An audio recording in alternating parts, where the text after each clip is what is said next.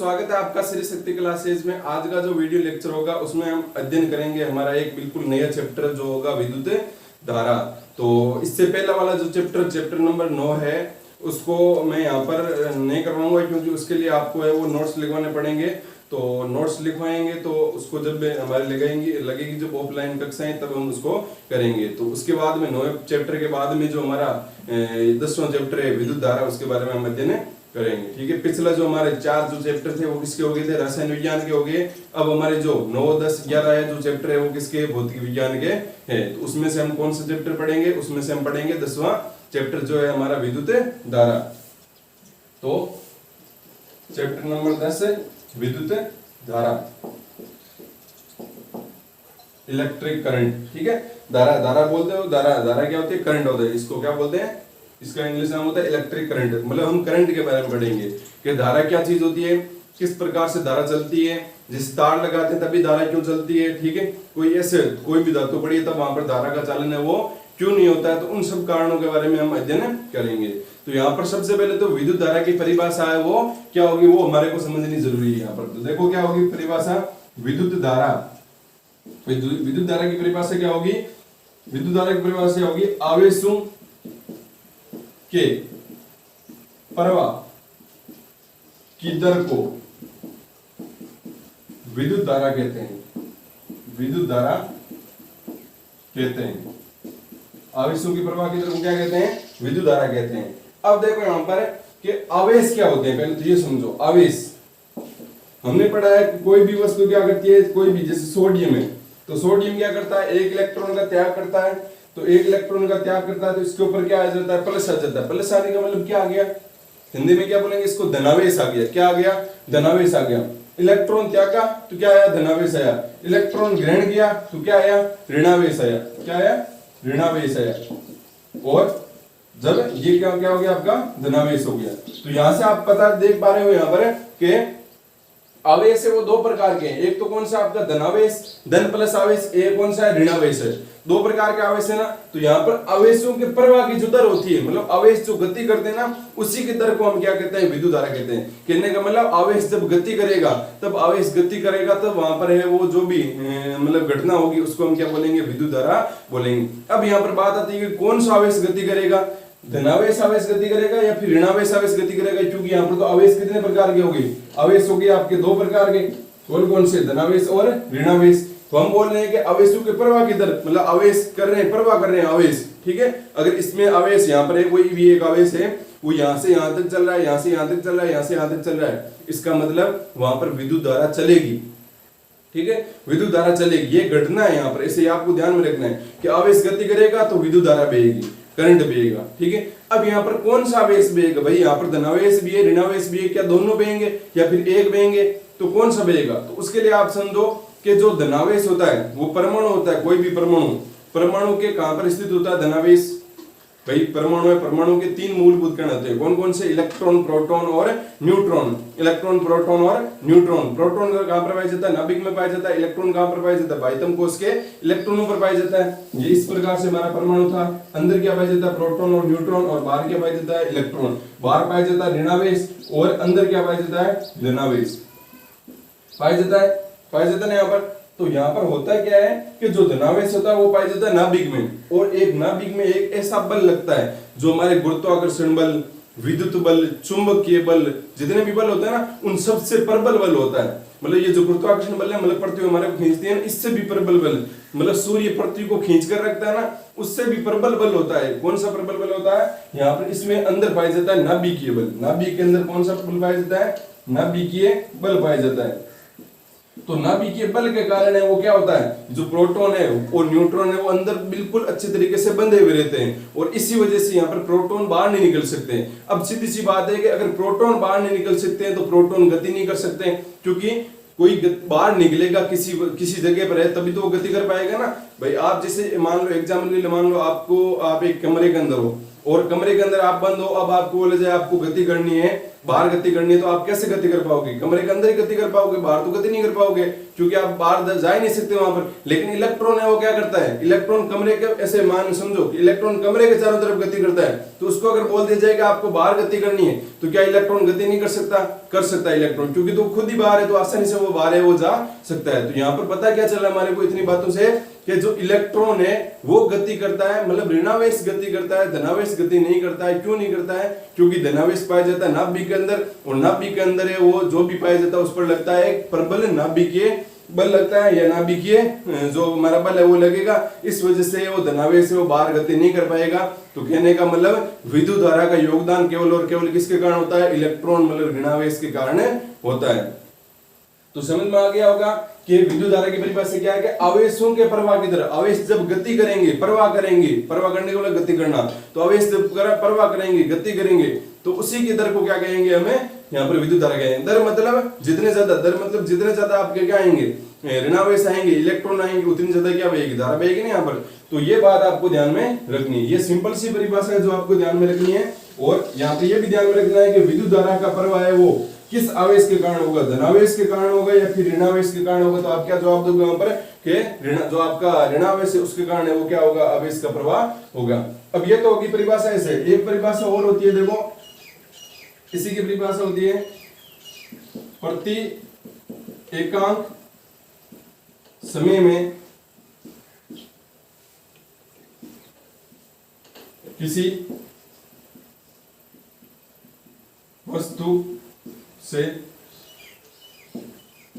आवेश प्रवाहित होता है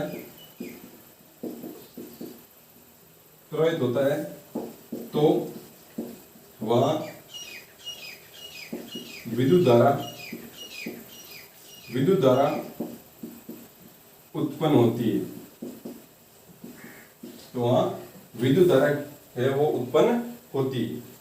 ठीक है, तो अब देखो प्रति एकांक समय में, मतलब एकांक समय में कितने आपके आवेश प्रवाहित हुई, या कोई भी वस्तु है, इस वस्तु में अगर प्रति एकांक समय समझ रहे हो ना, मतलब एक सेकंड के लिए मान लो एग्जाम्पल के लिए, ठीक है, तो एक सेकंड के अंदर कितने आपके आवेश प्रवाहित हो रहे हैं। अगर आवेश प्रवाहित हो रहे हैं कुछ ना कुछ, इसका मतलब यहाँ पर क्या उत्पन्न होगी? विद्युत धारा उत्पन्न होगी। अब ये जो ऊपर वाला है वो तो हमारे को समझने के लिए हमने परिभाषा पढ़ी थी कि भाई विद्युत धारा किसकी वजह से चलती है। ये वाला परिभाषा है, इस वाले परिभाषा से हमारे को क्या मिलेगा? विद्युत धारा का फॉर्मूला मिलेगा, ठीक है, सूत्र मिलेगा। तो विद्युत धारा क्या होती है? विद्युत धारा को हम प्रदर्शित करेंगे आई से। अब चाहे आप स्मॉल आई लिखो या कैपिटल आई लिखो, एक ही बात है। चाहे आप स्मॉल आई लिखो, कैपिटल आई लिखो, इनमें एक ही बात है, आप कोई सी भी लिख सकते हो, ठीक है। तो हम स्मॉल आई लिख लेंगे। अब यहाँ पर देखो स्मॉल आई बराबर, अब यहाँ पर देखो आई, स्मॉल आई क्या? विद्युत धारा का फॉर्मूला। अब हमारे को फॉर्मूला लिखना है इसके माध्यम से। कैसे लिखेंगे? देखो प्रति एकांक समय, प्रति नाम आ गया, प्रति मतलब बट्टा होता है, ठीक है, आपकी लैंग्वेज में प्रति मतलब क्या हो गया? बट्टा में आ गया, मतलब नीचे आएगा वो, ठीक है। तो इसका मतलब यहाँ पर नीचे आएगा, तो ये नीचे आ गया। जो भी प्रति होता है ना, प्रति एकांक होता है, उसको हम कहां पर रखते हैं? नीचे रखते हैं। तो कौन है प्रति एकांक? प्रति एकांक समय, इसका मतलब समय को हम प्रदर्शित करते हैं टी से। किससे प्रदर्शित करते हैं? टी से। तो ये लिख दिया हमने स्मॉल टी, लिख दिया यहाँ पर। अब यहाँ पर बात करते हैं कि समय को हमने लिख दिया स्मॉल टी से। टी मतलब टाइम होता है, टाइम मतलब समय होता है, इसीलिए लिख दिया। अब यहाँ पर देखो आगे क्या है कि प्रति एकांक समय में किसी वस्तु से आवेश, और आवेश है, आवेश को हम प्रदर्शित करते हैं क्यू से। आवेश को हम प्रदर्शित करते हैं, स्मॉल क्यू लिख दो या फिर कैपिटल क्यू लिख दो, आपकी मर्जी, ठीक है, दोनों से हम प्रदर्शित कर सकते हैं। तो अगर हमने यहाँ पर स्मॉल आई लिया तो हम यहाँ पर स्मॉल क्या ले लेंगे? क्यू ले लेंगे। तो यहाँ पर हो जाएगा स्मॉल क्यू, ठीक है। तो ये आ गया आपका आई बराबर क्यू अपॉन क्या आ गया? टी आ गया।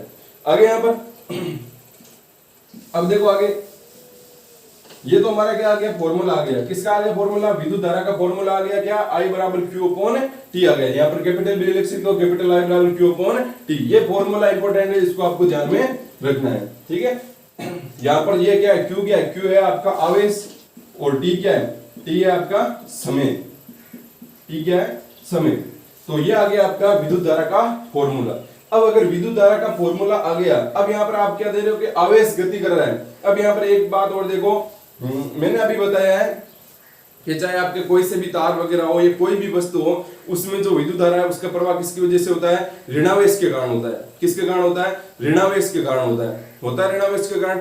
अब ऋणावेश किस पर आवेश होता है? ऋणावेश होता है इलेक्ट्रॉन पर, प्रोटॉन पर, न्यूट्रॉन पर। किस पर आवेश होता है? ऋणावेश होता है आपका इलेक्ट्रॉन पर। तो इसका मतलब इस वस्तु में अगर इलेक्ट्रॉन चलेंगे तब यहाँ पर इसमें हम बोल सकते हैं, इसमें यहाँ पर क्या होगा? आवेश होगा। ठीक है भाई, इलेक्ट्रॉन चलेंगे तब हम बोल सकते हैं इस वस्तु में आवेश है।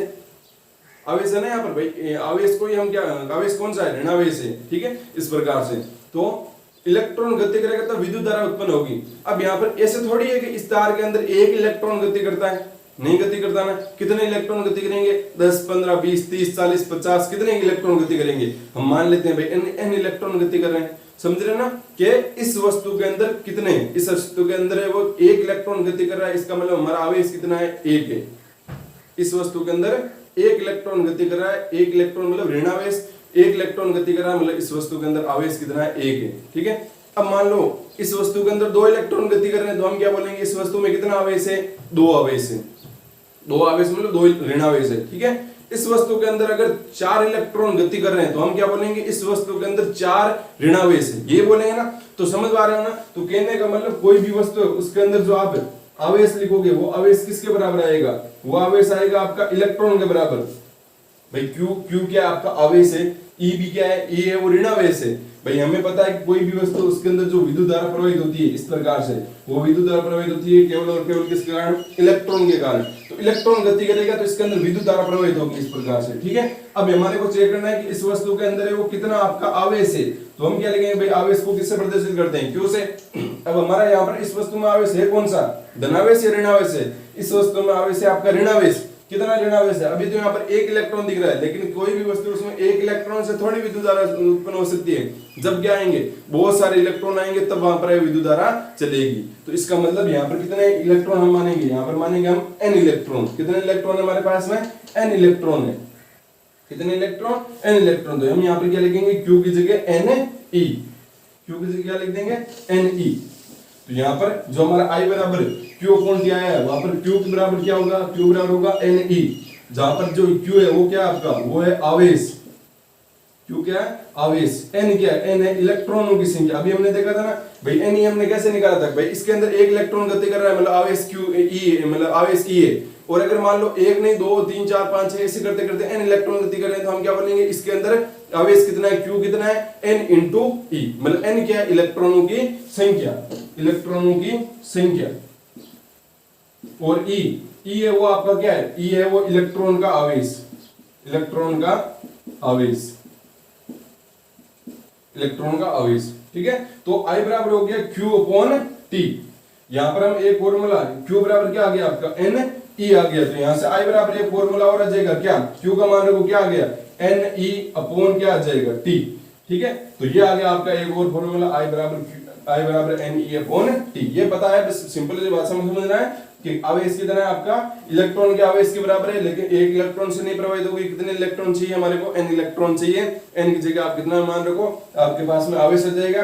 आवेश आ गया तो यहाँ पर आवेश का मान लिख दो, बटा समय भाग दे दो। यहाँ पर जितना भी समय लगा आवेश को चलने में, क्या आ जाएगी? आपकी विद्युत धारा यहाँ पर आ जाएगी। यहाँ पर अब यहाँ पर बात करते हैं कि जो हमारा I बराबर Q अपॉन T आया है, तो धारा है, धारा का जो अगर किसी का फॉर्मूला है, इसका मतलब इसका मात्रक भी आएगा। भाई धारा को हमें मापना पड़ता है, जैसे लंबाई को हमें मापना पड़ता है। लंबाई को मापते हैं मीटर में, फुट में, भार को मापते हैं केजी में। तो फिर इसको क्यों नहीं माप सकते हैं धारा को? तो धारा को भी मापा जाता है। धारा को किस मापा जाता है? I बराबर होता है Q अपॉन T। ठीक है, अब धारा को किस मापा जाता है? तो धारा का मापने के लिए हमारे को इसका मान लिखना पड़ेगा, मात्रक। तो यहाँ पर लिखेंगे विद्युत धारा का मात्रक। विद्युत धारा का मात्रक। तो देखो विद्युत धारा का मात्रक कैसे निकालेंगे? जो आवेश होता है, आवेश का मात्रक होता है कूलम। क्या होता है? आवेश का मात्रक कूलम होता है। आवेश का मात्रक होता है कूलम। ये आपको ध्यान में रखना है। ठीक है, कूलम नामक वैज्ञानिक ने मतलब आवेश का जो मतलब सिद्धांत दिया था, कूलम नियम दिया था, तो उसी का आधार पर जो आवेश का मात्रक है वो क्या रख दिया गया? कूलम रख दिया गया। आवेश एक राशि है, उसका मात्रक है वो क्या रखा? कूलम रखा। जैसे इनको भी याद रखना है आपको कि जो भार है, भार को हम किस में मापेंगे? केजी में मापेंगे। ठीक है, और लंबाई है, लंबाई को हम किसमें मापेंगे, लंबाई को हम मापेंगे मीटर में, और समय, समय को हम किसमें मापेंगे, समय को मापेंगे सेकंड में। ये तीन बात आपको ध्यान में रखनी है, ठीक है। भार को हम मापेंगे केजी में, लंबाई को मापेंगे मीटर में, समय को मापेंगे सेकंड में। भाई भार को हम ग्राम में उनमें भी माप सकते हैं ना, लंबाई को हम फुट में, मीटर में, किलोमीटर में माप सकते हैं, समय को भी हम सेकंड, घंटे, मिनट में माप सकते हैं। लेकिन यहाँ पर ये जो अलग अलग मान है वो सब देशों के लिए प्रॉब्लम खड़ी कर देते। मान लो एक देश से व्यक्ति दूसरे देश में जाता तो वो यहाँ के जो मात्रक है उसको मतलब प्रयोग करता, वो बोलता है कि भाई 1 केजी वस्तु चाहिए, ठीक है। अब वो 1 केजी अगले वाला देश वाला नहीं समझता तो वो कैसे दे पाएगा। तो इसलिए यहाँ पर क्या हुआ, अंतरराष्ट्रीय एक पद्धति बनाई गई जहां पर सबको बोला गया कि आपको सब एक ही मात्रकों का प्रयोग करना है। तो वहां पर क्या बोला गया कि जो भार है, भार को किससे प्रदर्शित करना है, आपको भार को किस में मापना है, सब देशों को केजी में मापना है, लंबाई को किस में मापना है, मीटर में मापना है, समय को किस में मापना है, सेकंड में मापना है। मतलब ये है आपकी एसआई मात्रक। ये क्या है, एसआई मात्रक। इसका पूरा नाम होता है स्टैंडर्ड, स्टैंडर्ड इंटरनेशनल, मतलब स्टैंडर्ड को बोलते हैं हिंदी में मानक, मानक, और आई मतलब अंतरराष्ट्रीय, ठीक है। तो मानक अंतरराष्ट्रीय मात्रक, ठीक है। तो ये होते हैं आपके एसआई मात्रक। तो ये ध्यान में रखना है, एसआई मात्रक क्या होता है, भार का केजी, लंबाई का मीटर, समय का सेकंड।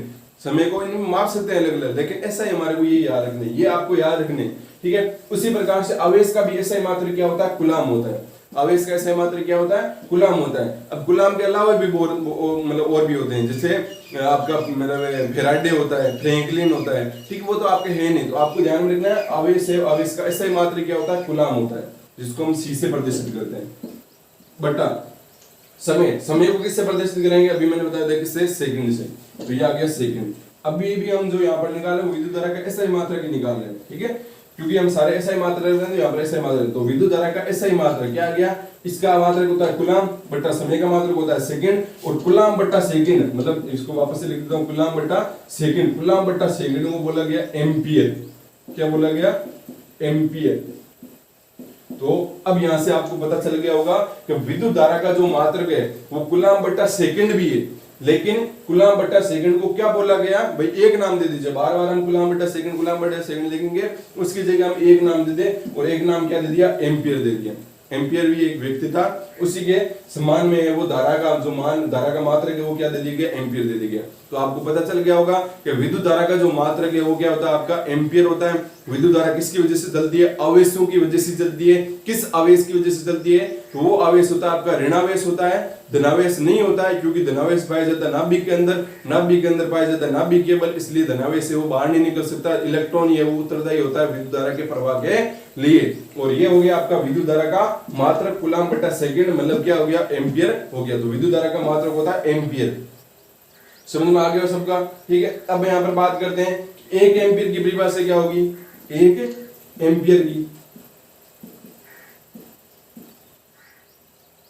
एक एम्पियर की परिभाषा। तो पहले तो देखो एक एम्पियर आएगा कैसे, पहले इसको मैं मिटा देता हूं। हमें ये पता चल गया कि धारा का जो मात्रक है वो क्या होता है, आपका एम्पियर होता है। और एम्पियर कैसे आता है, कूलाम बटा सेकंड में हम क्या बोलते हैं, एम्पियर बोलते हैं, ठीक है। तो यहाँ पर देखो, मान लो आपको कोई एक एम्पियर की परिभाषा लिखनी है, तो एक एम्पियर कब आएगा, मतलब आई बराबर, यहाँ पर आप क्या रखोगे, क्यू का कुछ ना कुछ मान रखोगे। क्यू का मान लो आपने मान रख दिया कुछ भी, मान लो 1 कूलाम रख दिया, ठीक है, 1 कूलाम रखा अगर आपको 1 एम्पियर चाहिए। टी का मान रखा आपने 1 सेकंड, टी का मान रखा आपने 1 सेकंड। 1 बटा 1 कितना होता है, 1 बटा 1 होता है 1, और कूलाम बटा सेकंड को क्या लिख सकते हैं हम, एम्पियर। तो इसका मतलब 1 एम्पियर है वो कब आएगा, जब आवेश कितना होगा, 1 कूलाम होगा, समय कितना होगा, 1 सेकंड होगा। 1 एम्पियर कब आएगा, जब आवेश होगा वो भी 1 कूलाम। आवेश समझ रहे हो ना, क्या आवेश यहाँ पर, ठीक है। आवेश मतलब यहाँ पर क्या है, Ne है। क्यू बराबर क्या है आपका, Ne है यहाँ पर इस वस्तु में। भाई इसको हम आवेश बोल रहे हैं, विद्युत धारा वो इलेक्ट्रॉन की वजह से चलती है, लेकिन एक इलेक्ट्रॉन की वजह से थोड़ी चलती है, कितने इलेक्ट्रॉनों की वजह से, बहुत सारे इलेक्ट्रॉनों की वजह से। इसका मतलब यहाँ पर आवेश बराबर है Ne। जो भी है हमें मान दे रखा आवेश का 1 कूलाम, समय का मान दे रखा 1 सेकंड। इसका मतलब अगर 1 सेकंड में 1 कूलाम आवेश प्रवाहित होता है, 1 सेकंड में 1 कूलाम आवेश प्रवाहित होता है, तो वहां पर विद्युत धारा कितनी होगी, 1 एम्पियर होगी। तो यहाँ पर पहले इसकी परिभाषा लिख लेते हैं, क्या होगी 1 एम्पियर की परिभाषा, ये यदि किसी परिपथ में, परिपथ मतलब क्या हो गया, इस प्रकार से जो सर्किट होता है, परिपथ को इंग्लिश में क्या बोलते हैं, सर्किट, ठीक है। जो आपके बहुत सारे तार लगे होते हैं ना, इस उन सबको सर्किट बोलते हैं। तो ये जो इस प्रकार से कोई भी एक बैटरी लगी होगी या कोई भी विद्युत धारा हमने लगा रखी है, इस प्रकार से हमने यहाँ पर बल्ब लगा दिया, ठीक है, तो ये पूरा परिपथ होता है। तो इस परिपथ में, परिपथ की बात कर रहे हैं हम, तो यदि किसी परिपथ में 1 सेकंड में 1 कूलम आवेश प्रवाहित होता है तो वहां 1 एम्पियर विद्युत धारा उत्पन्न होगी। 1 एम्पियर विद्युत धारा उत्पन्न होगी, ठीक है। तो कोई भी एक परिपथ है, इस प्रकार से मान लो कोई एक परिपथ है, उस परिपथ में हमने लगा रखा है बल्ब। ये बल्ब का चिन्ह होता है, अभी हम आगे पढ़ेंगे कि भाई बल्ब को मतलब किस प्रकार से अलग अलग वस्तु को प्रदर्शित करते हैं। ये एक तार था यहाँ पर, ये भी तार है, यहाँ पर एक बल्ब लगा दिया हमने, ठीक है। और इन दोनों तारों को हमने किससे जोड़ दिया, एक बैटरी से। बैटरी को प्रदर्शित करते हैं एक बड़ी लाइन एक छोटी लाइन, ठीक है। बड़ी लाइन होती है वो प्रदर्शित करती है प्लस को और ये माइनस को। आपने बैटरी तो देखी होगी ना, गाड़ियों के अंदर जो बैटरी होती है उसमें 2 टर्मिनल होते हैं। क्या होते हैं, टर्मिनल बोलते हैं उनको, ठीक है। तो 2 टर्मिनल होता है, एक पर लिखा होता है प्लस, एक पर लिखा होता है माइनस। तो वही है, प्लस वाले को हम बड़ी वाली लाइन से प्रदर्शित करेंगे और माइनस को छोटी वाली लाइन से प्रदर्शित करेंगे। तो बड़ी वाली लाइन और छोटी वाली लाइन। तो यहाँ पर होगा क्या कि इस परिपथ के अंदर 1 सेकंड के अंदर यहाँ पर 1 सेकंड हुआ और 1 सेकंड में यहाँ से 1 कूलम आवेश प्रवाहित हुआ। इसका मतलब इस पूरे परिपथ के अंदर जो धारा होगी वो कितनी होगी, आपकी 1 एम्पियर होगी। पूरे परिपथ में धारा वो कितनी होगी, आपकी 1 एम्पियर होगी। तो ये होगी आपकी 1 एम्पियर की परिभाषा। अब हम बात करते हैं कि धारा चलती कैसे, मतलब धारा प्लस से माइनस की तरफ चलती है या माइनस से प्लस की तरफ चलती है।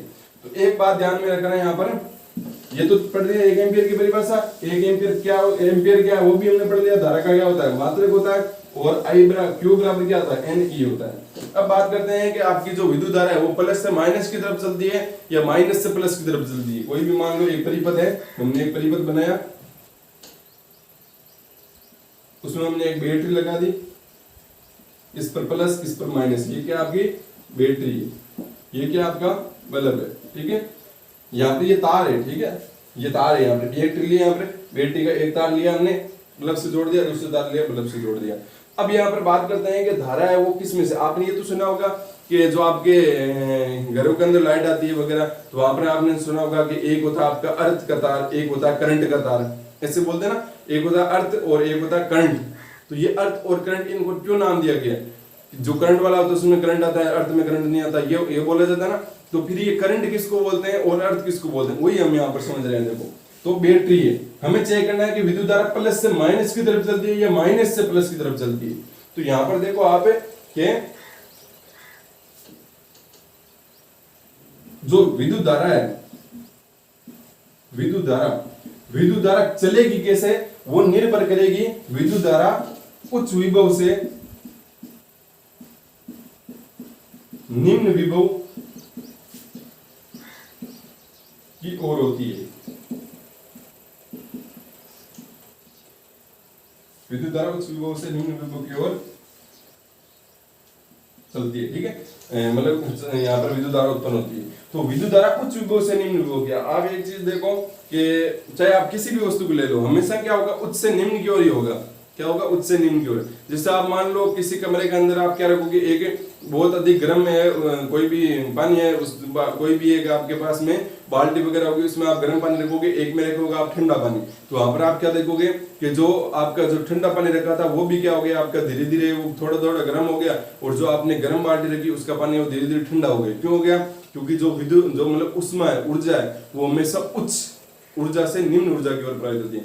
ऐसा उदाहरण नहीं समझ में आ रहा तो आप ऐसे देखो कि जब भी हम क्या करते हैं, मतलब सब्जी बनाते हैं, ठीक है, तो सब्जी बनाते समय वहां पर क्या होता है, जो भी उसके अंदर चम्मच लगा होता है, वो चम्मच उसके सब्जी के अंदर अगर डुबोए रखा था, हम क्या देखते हैं कि धीरे धीरे जो उसके पीछे वाला भाग भी वो भी गर्म होने लग जाता है। क्यों होता है भाई, पहले तो ठंडा था फिर गर्म क्यों हो गया, क्योंकि यहाँ पर उच्च ऊर्जा थी, यहाँ पर निम्न ऊर्जा थी। तो ऊर्जा का प्रवाह कैसे होता है, उच्च ऊर्जा से निम्न ऊर्जा की वजह से। इसलिए यहाँ पर उच्च थी, यहाँ पर निम्न थी, इसलिए यहाँ पर भी गर्म हो गया। समझ रहे हो ना। तो कोई भी वस्तु उसमें हमेशा उच्च विभव से उच्च से निम्न की ओर जाता है। उसी प्रकार से यहाँ पर विद्युत धारा भी कैसे चलेगी, उच्च विभव से निम्न विभव की ओर चलेगी। विभव क्या होता है, इससे अगला हमारा टॉपिक आएगा, ठीक है। कहने का मतलब विद्युत धारा चलेगी या नहीं चलेगी, या इलेक्ट्रॉन गति करेंगे कि नहीं करेंगे, या आवेश गति करेंगे कि नहीं करेंगे, वो किस पर निर्भर करेंगे, विभव पर निर्भर करेंगे। अगर एक उच्च है और एक निम्न विभव है तब वहां पर विद्युत धारा प्रवाहित होगी, नहीं तो नहीं प्रवाहित होगी। तो यहाँ पर क्या बोलेंगे कि यहाँ पर जो प्लस होता है, प्लस पर होता है आपका उच्च विभव। क्यों होता है उसका कारण भी हम आगे देखेंगे। प्लस पर क्या होता है उच्च विभव और माइनस पर क्या होता है निम्न विभव, माइनस पर होता है निम्न विभव। तो अब बताओ धारा कैसे चलेगी, उच्च विभव से निम्न विभव की ओर। तो यहाँ पर धारा इस प्रकार से चलेगी, प्लस से निकलेगी यहाँ पर और इस प्रकार से इस विलंब में जाएगी और यहाँ पर इस प्रकार से चलती हुई यहाँ पर माइनस में आ जाएगी। और ये ध्यान रखना कि धारा अगर प्लस से निकली है तो वो माइनस पर आएगी ही आएगी, ठीक है। प्लस से अगर धारा निकली है तो वो माइनस पर आएगी ही आएगी, ये भी आपको ध्यान में रखना है। और धारा की दिशा कैसे होती है, उच्च विभव से निम्न विभव की ओर। विभव क्या होता है उसके बारे में हम आगे पढ़ेंगे। आपको इतना ध्यान रखना है कि धारा की दिशा कैसी होती है, उच्च विभव से निम्न विभव की ओर, या प्लस से माइनस की ओर, धनावेश से ऋणावेश की ओर। ये बात आपको ध्यान में रखनी है। एक और बात आपको ध्यान में रखनी है कि माइनस है, अब आप ऐसे तो समझ सकते हो कि माइनस है, इसके ऊपर माइनस, इसका मतलब माइनस किस पर आवेश होता है, माइनस होता है ऋणावेश पर आवेश। इसका मतलब इस वाले टर्मिनल पर क्या है, इलेक्ट्रॉन है ना, यहाँ पर इलेक्ट्रॉन, और इस वाले टर्मिनल पर क्या है, प्रोटॉन है। तो बताओ अब इलेक्ट्रॉन कैसे गति करेंगे, इलेक्ट्रॉन गति करेंगे, इलेक्ट्रॉन क्या चाहेंगे कि मैं किसकी तरफ जाऊं, इलेक्ट्रॉन चाहेंगे मैं प्लस की तरफ जाऊं। ऐसे एक चीज ध्यान रखना कि जो प्लस और प्लस होते हैं, वो कोई भी प्लस आवेश होगा दूसरा प्लस आवेश होगा तो वो करेंगे प्रतिकर्षित, क्या करेंगे, प्रतिकर्षित। माइनस माइनस होगा वो भी क्या करेंगे, प्रतिकर्षित करेंगे। भाई समान समान जो होते हैं ना वो एक दूसरे को प्रतिकर्षित करते हैं। तो माइनस माइनस भी एक दूसरे को प्रतिकर्षित, प्लस माइनस या माइनस प्लस ये एक दूसरे को क्या करेंगे, आकर्षित, क्या करेंगे, आकर्षित, आकर्षित करेंगे।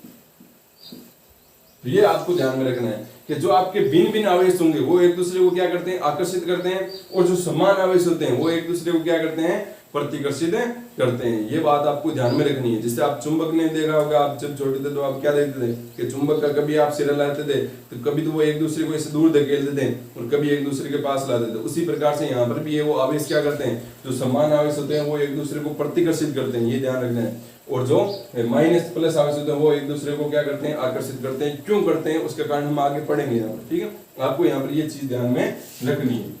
तो यहाँ पर होगा क्या, देखो कि जो यहाँ पर ये बैटरी का जो ऋण टर्मिनल है इस पर पाया जाता है इलेक्ट्रॉन, ठीक है। तो इलेक्ट्रॉन क्या करेगा, इलेक्ट्रॉन है वो क्या करेगा, इलेक्ट्रॉन पर आवेश है माइनस, तो ये माइनस किसकी तरफ आकर्षित होगा, माइनस होगा इस प्लस की तरफ आकर्षित होगा। तो यहाँ पर ऐसे नहीं कि यहाँ पर सीधा ही आकर्षित होगा, ऐसा नहीं होगा, क्योंकि यहाँ पर तो जगह ही नहीं जाने के लिए उसको जाएगा तो कैसे जाएगा, वो ऐसे जाना पड़ेगा उसको, प्लस की तरफ जाना है। तो इलेक्ट्रॉन कैसे गति करेगा बताओ, इलेक्ट्रॉन चलेगा इस प्रकार से, तो ये इलेक्ट्रॉन की गति होगी।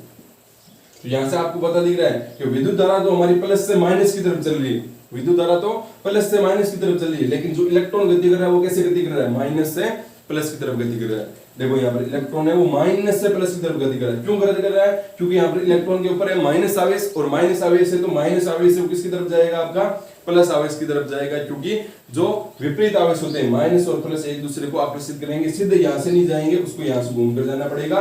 तो यहाँ पर इंपॉर्टेंट बात आपको ध्यान में पता चली इन सब बातों से कि विद्युत धारा की जो दिशा होती है वो हमेशा उच्च विभव से निम्न विभव की ओर होती है, या बोल सकते हो धनावेश से ऋणावेश की ओर होती है। दूसरी बात यहाँ पर पता चली कि जो इलेक्ट्रॉन गति करते हैं वो कैसे गति करते हैं, विद्युत धारा के विपरीत दिशा में गति करते हैं। ये भी इंपॉर्टेंट बात आपको ध्यान में रखनी है। इलेक्ट्रॉन कैसे गति करेंगे, विद्युत धारा के विपरीत दिशा में गति करेंगे। तो अगर आप कोई भी परिपथ के अंदर ये बोल दिया जाए आपको कि इलेक्ट्रॉन गति कर रहे हैं ऐसे, इलेक्ट्रॉन आपको बोल दिया जाएगा आपको बैटरी बनानी है और इलेक्ट्रॉन गति कर रहे हैं ऐसे। अब इलेक्ट्रॉन अगर ऐसे गति कर रहे हैं तो विद्युत धारा कैसे करेगी, इलेक्ट्रॉन की गति की विपरीत दिशा में करेगी। तो यहाँ पर धारा कैसे गति करेगी, ऐसे गति करेगी। यहाँ पर इलेक्ट्रॉन ऐसे गति करेगी लेकिन धारा इसकी उल्टी दिशा में गति करेगी। क्यों करेगी वो हम देख लें यहाँ पर कारण, क्योंकि विद्युत धारा ऐसे चल रही है लेकिन इलेक्ट्रॉन उल्टी दिशा में चल रहा है, क्योंकि इलेक्ट्रॉन को प्लस की तरफ जाना है, जबकि धारा है वो किसकी तरफ जाना चाहती है, माइनस की तरफ जाना चाहती है। धारा तो माइनस की तरफ जाना चाहती है लेकिन इलेक्ट्रॉन प्लस की तरफ जाना चाहता है। तो ये बात आपको ध्यान में रखनी है। इलेक्ट्रॉन प्लस की तरफ क्यों जाना चाहता है, क्योंकि इलेक्ट्रॉन है वो और इलेक्ट्रॉन पर माइनस है, इस पर प्लस है, इसलिए एक दूसरे को आकर्षित करेंगे, ठीक है। तो इलेक्ट्रॉन अगर ऐसे गति कर रहा है तो धारा ऐसे चलेगी, धारा ऐसे चलेगी, इसका मतलब धारा निकलती किस में से, धारा निकलती है प्लस में से और किस में जाती है, माइनस में जाती है। इसका मतलब ये बैटरी का धन टर्मिनल है, ये ऋण टर्मिनल। तो ये हो गई आपकी किस प्रकार से दिशा होती है। अब यहाँ पर बात करते हैं कि जो एम्पियर होता है, एम्पियर, कि क्या होता है एम्पियर, विद्युत धारा का मात्रक होता है। तो एम्पियर है, तो एम्पियर जैसे हम लंबाई को मापते हैं, किस मापते हैं, लंबाई को मापते हैं मीटर में, फुट में वगैरह इनमें मापते हैं। तो मीटर, लंबाई, फुट, इनको मापने के लिए हमारे को किसी उपकरण की आवश्यकता होती है ना। जैसे मीटर को मापना या फुट को मापना, तो उसके लिए उपकरण की आवश्यकता होती है। किसकी, कौन से उपकरण की आवश्यकता होती है, सामान्य भाषा में बोले तो जो फीता होता है उसकी आवश्यकता होती है। फीते के द्वारा हम क्या मापते हैं, फुट, मीटर वगैरह जो भी मापते हैं, ठीक है। तो उसी प्रकार से लंबाई का मात्रक होता है, कोई भी लंबाई मापनी तो उसका मात्रक होता है मीटर, होता है नहीं होता है। और उसके लिए उपकरण कौन सा होता है, उपकरण होता है आपका फीता, होता है यहाँ पर। उसी प्रकार से जो धारा है, धारा का मात्रक क्या होता है, धारा का मात्रक होता है एम्पियर। और एम्पियर को मापने के लिए जो उपकरण काम में लेता है उसको बोलते हैं एमीटर। क्या बोलते हैं, एमीटर। भाई जो लंबाई है उसका मात्रक मीटर होता है और मीटर को मापने के लिए उपकरण की आवश्यकता होती है। उसी प्रकार से धारा है, धारा का मात्रक एम्पियर होता है और एम्पियर को मापने के लिए किसकी आवश्यकता होगी, एमीटर की आवश्यकता होगी, ठीक है। तो एमीटर के द्वारा ही हम यहाँ पर क्या करते हैं, विद्युत धारा का है वो क्या करते हैं, मापन करते हैं। अब एमीटर है वो श्रेणी क्रम में या समांतर क्रम में, मतलब एमीटर कैसे लगाया जाता है परिपथ में। ये मान लो परिपथ है, कोई भी एक परिपथ है, तो दो क्रम होते हैं जो मैं अभी आपको बताऊंगा। ये बैटरी हमने लगा दी, ये बल्ब लगा है, तो आप एमीटर कैसे लगाओगे भाई, ऐसे थोड़ी है कि एमीटर के द्वारा हम कोई भी ऐसे, एमीटर में भी कोई ऐसे मतलब निकलता है वहां पर, तो फिर उससे हम माप लेंगे यहाँ से यहाँ तक धारा चल गई, फीते की तरह थोड़ी होता है। वहां पर दो तार है, उनके मध्य लगाना पड़ता है। अब दो तार के मध्य लगाए कैसे, सीधा यहाँ पर एमीटर सीधा ऐसे लगा दे, एमीटर को ऐसे प्रदर्शित करते हैं, ठीक है, चिन्ह ऐसे प्रदर्शित किया जाता है एमीटर का। तो एमीटर को हम सीधा यहाँ पर ऐसे लगा दे, या फिर हम यहाँ पर क्या करें, ये तार तो ऐसे पड़े रहने दे और यहाँ पर एक अन्य तार ले और यहाँ पर इस प्रकार से लगा दे। किस प्रकार से लगे, तो जब यहाँ पर इस प्रकार से होता है तो उसको बोलते हैं समांतर क्रम। उसके बारे में हम अच्छे से अध्ययन करेंगे, देखो आगे, ठीक है, आपको अभी समझना है। तो ये जो एमीटर होता है ना, एमीटर लगाया जाता है आपका श्रेणी क्रम में। किसमें लगाया जाता है, श्रेणी क्रम, श्रेणी क्रम में एमीटर लगाया जाता है। मतलब तार है, इस तार को बीच में से आपको काटना है, ठीक है, और यहाँ पर क्या जोड़ देना, एमीटर है उसको जोड़ देना है। एमीटर होता है एक उपकरण होता है, उसके दो तार निकले होते हैं, एक तार इससे जोड़ दिया, एक तार इससे जोड़ दिया, ठीक है। ये क्या हो गया आपका श्रेणी क्रम हो गया। इस प्रकार जो होता है उसको श्रेणी क्रम में बोलते हैं, ठीक है। अब श्रेणी क्रम में क्यों जोड़ा, इसको समांतर क्रम में क्यों नहीं जोड़ा, उसके कारण हम आगे जो अध्ययन है वो करेंगे। मैं आपको जो अगला हमारा वीडियो लेक्चर आएगा उसमें आपको समझा दूंगा। तो आपको आज अच्छे से समझ में आना चाहिए कि विद्युत धारा क्या होती है, विद्युत धारा की परिभाषा क्या होती है, विद्युत धारा किसकी वजह से चलती है, और विद्युत धारा का मात्रक क्या है, फॉर्मूला क्या है, और ऐसे ऐसे जो भी बातें बताइए वो आपको ध्यान में रखनी है।